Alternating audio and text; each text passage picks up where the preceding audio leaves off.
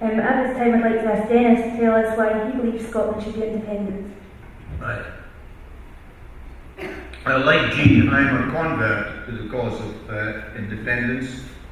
I too was virtually born and brought up in the Labour Party. Indeed, my granddad was one of the founding members of the first branch of the Labour Party to be set up in the neighbouring county of Fife. And my granddad spent virtually his whole working life campaigning to improve things for his fellow workers and for his fellow citizens, and he did most of that work through the labour and trade union movement and in local government. What was it that these guys were campaigning for? It was basic things like the right to work, the right to a decent wage, the right to a roof over their heads for themselves and their families, the right to an education for their children, the right to a free national health service. And what was it that drove them? It was a hunger, sometimes a real hunger in the belly, and always a hunger for social justice. And that campaign for social justice, I see, is just as relevant today in the second decade of the 21st century as it was at the turn of the 19th and 20th century when the Labour Party was founded. Look at the situation today. Scotland is being ruled by a government we did not elect.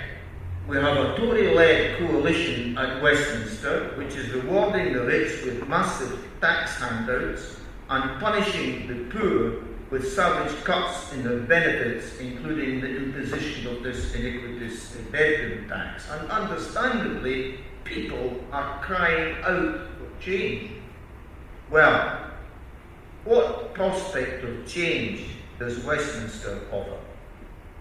We've got Canavan and Clegg on one side of the House of Commons, and we've got Ed Miliband on the other side. He's supposed to be the leader of the opposition. And yet I see very little, if any, commitment on the part of the leader of the opposition to undo all these cuts that the Tories are imposing on the poor people of this country. I mean, it took the best bit of a year even for Ed Miliband to give a commitment to repeal the bedroom tax if and when he ever gets spurred. To get that commitment was like getting the blood out of a stone. So really, all that the Westminster major parties are offering is one brand of austerity as opposed to another brand of austerity. When I look at the possibility of opposition in Scotland, what is Ed Miliband's Scottish underling offering, which is always batting on about a something for nothing society, and claiming that the Scottish government is just handing out sweeties in order to get the votes of the people for independence. Well, I ask you in all seriousness, is free education simply a sweetie? Is a free national health service just a sweetie? I mean, the pioneers of the Labour Party, people like Keir Hardie and Nye Bevan, must be burning in their graves. I mean, a free education and a free national health service were two of the great pillars on which the Labour Party was founded. And yet today's Labour Party doesn't seem to realise that. They seem to me to have lost their soul, lost their moral compass.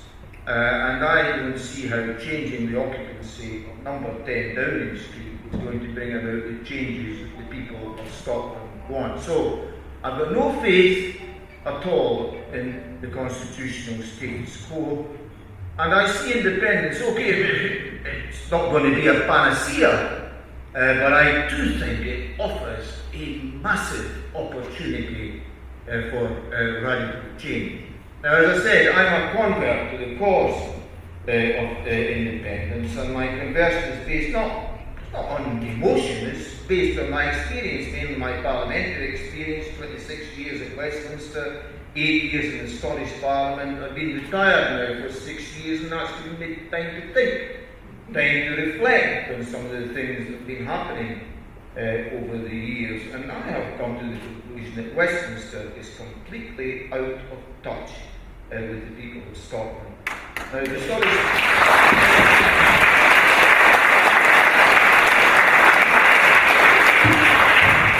Scottish Parliament, as Jean said, it's not perfect, it's a human organisation, it makes mistakes, but by and large, I think that the Scottish Parliament responds far more positively and far more regularly to the wishes, the needs and the aspirations of the people of Scotland. Some examples: students in Scotland get a better deal without having to pay tuition fees. The elderly people who require care in their community get the personal and nursing element of that care free of charge.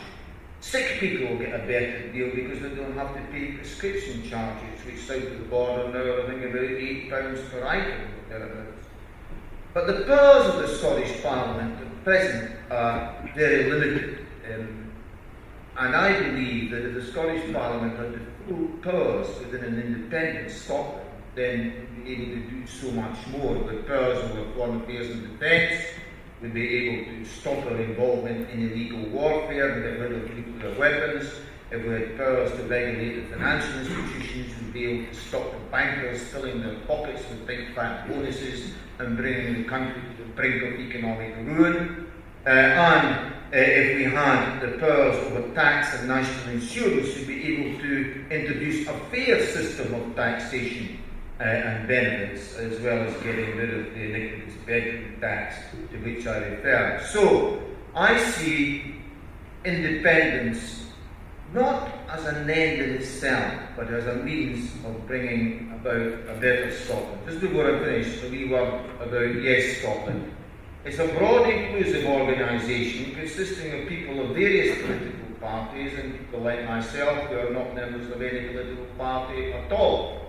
We are not a front for the SNP, and I know there's a lot of people that think that, but they think that wrongly. I came across one of my former constituents recently who said to me, "Dennis, I've supported you all my life, son."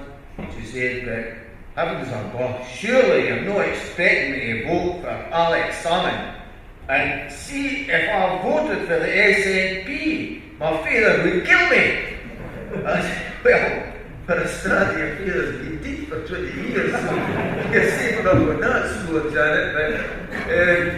But, I'm not asking you to vote for Salmon. I'm not asking you to vote for the SNP.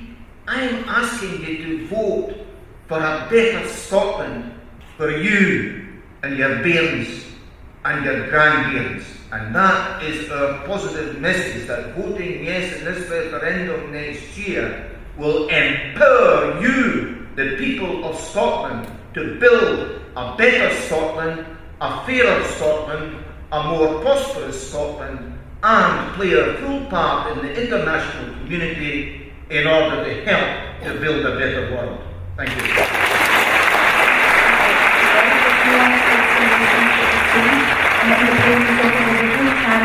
First, the group and second our needs and our aspirations.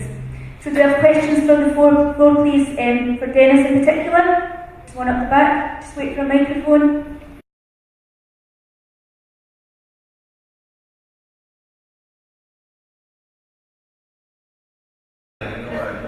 I've known Alex Salmon since he was a student at St Andrews University, a wee back in his 70s or 80s or whatever, and I was a young Labour MP, and I haven't, and then of course we were on opposite sides in the House of Commons, and I haven't always agreed with Alec, but I've always had a reasonably good working relationship with him, and I certainly think that he's one of the most astute politicians of his generation.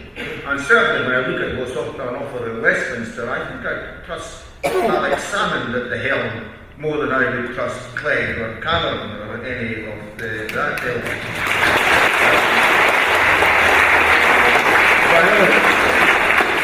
The other point I would like to make, and we've said this all along, this is not a vote about personalities. It's much more important than that. It's not a vote of confidence in Alex Salmon in next year's referendum. It's a vote about Scotland's future. And for people who have this tribal allegiance, and there are tribal allegiances in all parties, and there's a lot of tribal allegiance amongst Labour voters.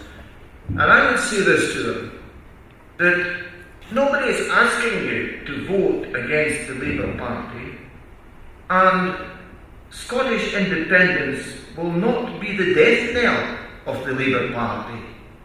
Far from it. I think it could actually lead to the renaissance of the Scottish Labour Party, because part of Scottish Labour's problem is its tie to London.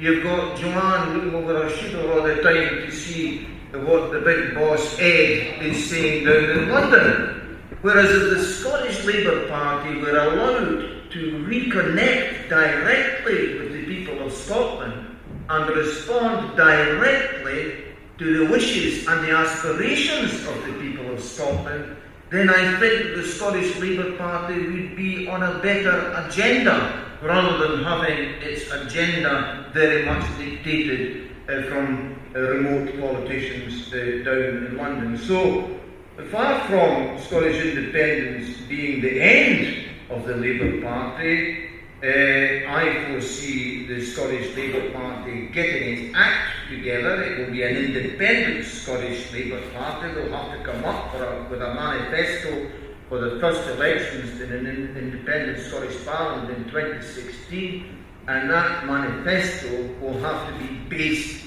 on the needs and the priorities of the people of Scotland. So I think that it could lead to the Labour Party in Scotland rediscovering its long lost soul.